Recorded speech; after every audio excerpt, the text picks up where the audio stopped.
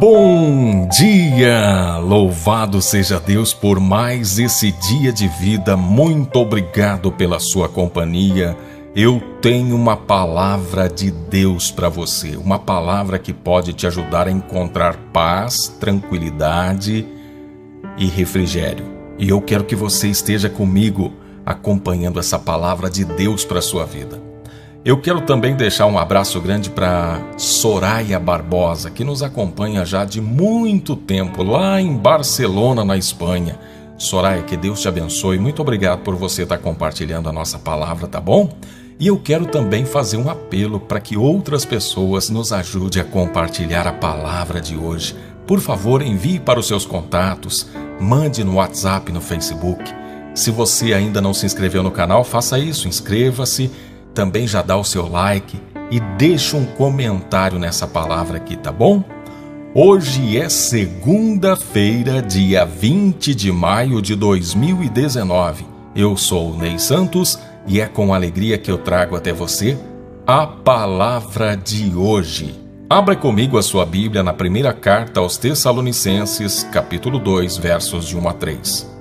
Irmãos, quanto à vinda de nosso Senhor Jesus Cristo e ao nosso reencontro com Ele, rogamos a vocês que não se deixem abalar nem alarmar tão facilmente, quer por profecia, quer por palavra, quer por carta supostamente vinda de nós, como se o dia do Senhor já tivesse chegado.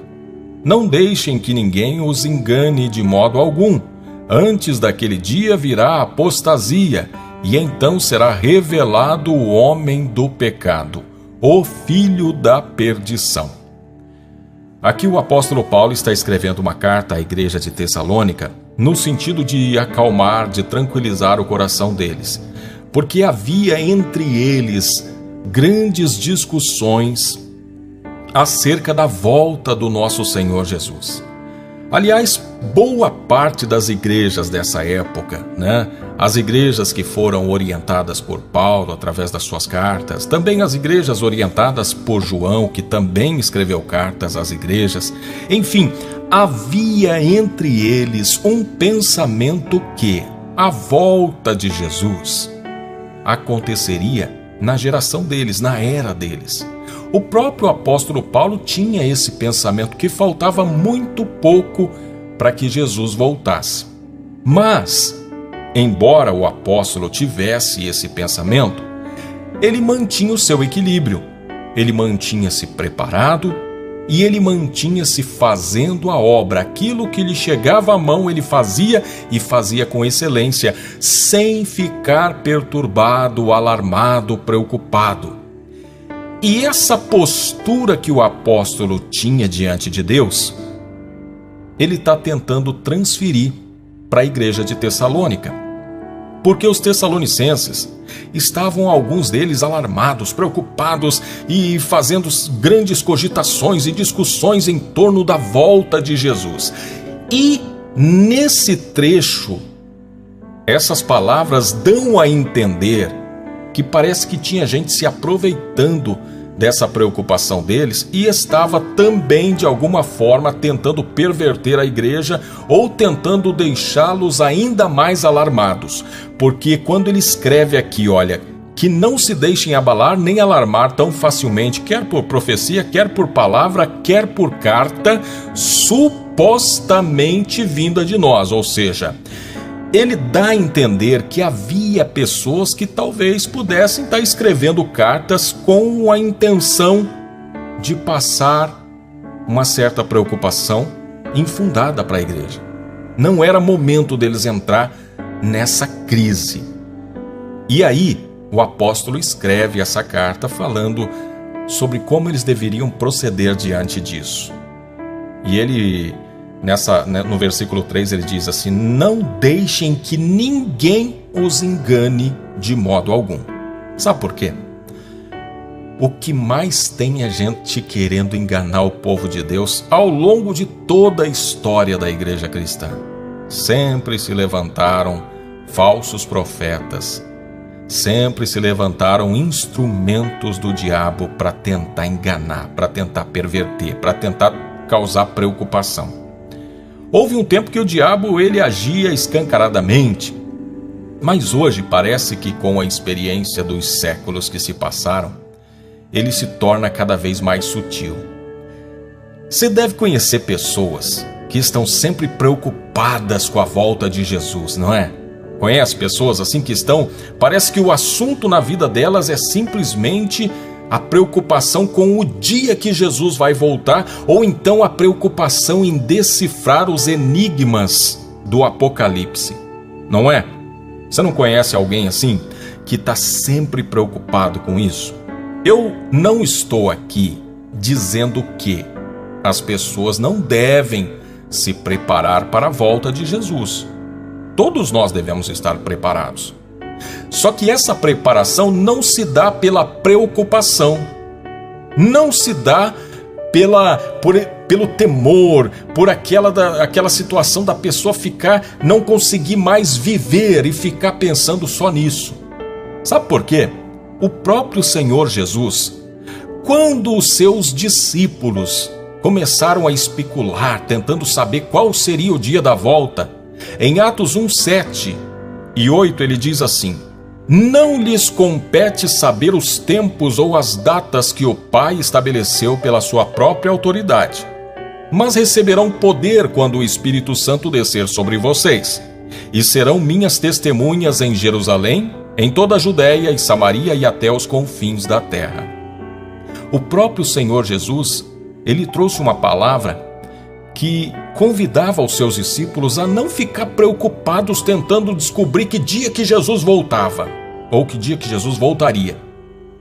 Jesus deixou claro, Deus não revelou isso nem aos anjos, nem ao próprio Jesus. Ele disse, essa data o Pai guardou para ele. Ele guardou essa data para ele. Mas tem gente que gasta o seu tempo, gasta a sua vida tentando decifrar, e alguns fazem previsões e depois passam vergonha. Então, o que é que Jesus pediu para os seus discípulos fazerem?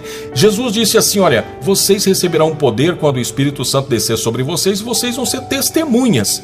A nossa preocupação deve ser essa, em ser testemunha de Jesus. Como eu disse, há muitas pessoas preocupadas com que dia que Jesus vai voltar, o que significa aquilo no livro do Apocalipse. Mas você também deve conhecer obras humanitárias carentes de serviço e mão de obra, não conhece? Conhece creches, conhece projetos sociais que precisariam de pessoas engajadas para ajudar a salvar crianças da vulnerabilidade, salvar vidas, amparar pessoas, cuidar da saúde de idosos. Você não conhece várias instituições que estão carentes de serviço e mão de obra? É interessante que enquanto muitos discípulos de Jesus ficam preocupados com coisas que não há necessidade para se preocupar, enquanto isso o diabo os engana e os mantém ocupados para que eles não se preocupem com aquilo que a gente precisa fazer agora. Enquanto Jesus não volta, a nossa tarefa é ser testemunha. E ser testemunha não é simplesmente ir lá na frente da igreja, pegar um microfone e falar o que Jesus está fazendo, mas é a gente arregaçar as mangas e começar a fazer aquilo que precisa ser feito. Ajudar pessoas carentes, ajudar pessoas a conhecer Jesus por meio do nosso serviço, do nosso trabalho. É bom que a gente distribua panfletos? É bom. Mas tem muita gente que não quer panfleto, quer um prato de comida. Tem muita gente que está cansada de ouvir musiquinha e está querendo ouvir uma palavra de Deus de encorajamento. Então, eu convido você a se engajar na obra de Deus. O nosso convite é para que nós procuremos nos ocupar de fazer o bem sem nos preocupar com as coisas que não nos foram reveladas. Deus conhece a nossa estrutura e sabe que somos pó, conforme diz o salmista. Talvez seja por isso que Ele nos privou de conhecer algumas coisas, porque senão a gente ficaria muito preocupado com aquilo que está para acontecer e não se preocuparia com aquilo que a gente precisa fazer. E nós precisamos fazer algo agora. A palavra de hoje é: acalme-se. Deus está cuidando de você, Deus está cuidando da sua família e você não precisa se preocupar com coisas que ainda não aconteceram. Que nós possamos ser testemunhas de Jesus. Deus poderoso de graça, bondade, infinita misericórdia, nós te louvamos porque o Senhor nos dá a oportunidade de poder descansar naquilo que o Senhor nos disse, que o Senhor cuidaria de nós. Obrigado, Jesus, porque tu dissestes um dia que não nos abandonaria. Pelo contrário, estaria conosco todos os dias até a consumação dos séculos. Obrigado, Espírito Santo, porque podemos perceber a Tua presença em nós, nos acompanhando, nos dando direção, livrando-nos de todo o mal. Queremos também ser úteis na obra missionária da salvação. Ajuda-nos a tirar da mente e da cabeça toda e qualquer preocupação desnecessária, que nós possamos nos envolver na obra do nosso Senhor Jesus, que nós possamos ser os braços de Deus aqui na terra para acolher o necessitado, o aflito, o angustiado. E que pessoas agora, por meio desta oração, possam se desvencilhar, se livrar das preocupações, das ocupações desnecessárias e possam receber a paz, a tranquilidade, o refrigério no seu coração, e assim possam glorificar a Deus, descansando na certeza e na fé de que o nosso Deus é um Deus que trabalha para aqueles que nele esperam. Senhor, abre portas de trabalho para aqueles que precisam de um emprego. Senhor, restaura o casamento daquele que precisa de uma restauração, de um lar que foi destruído.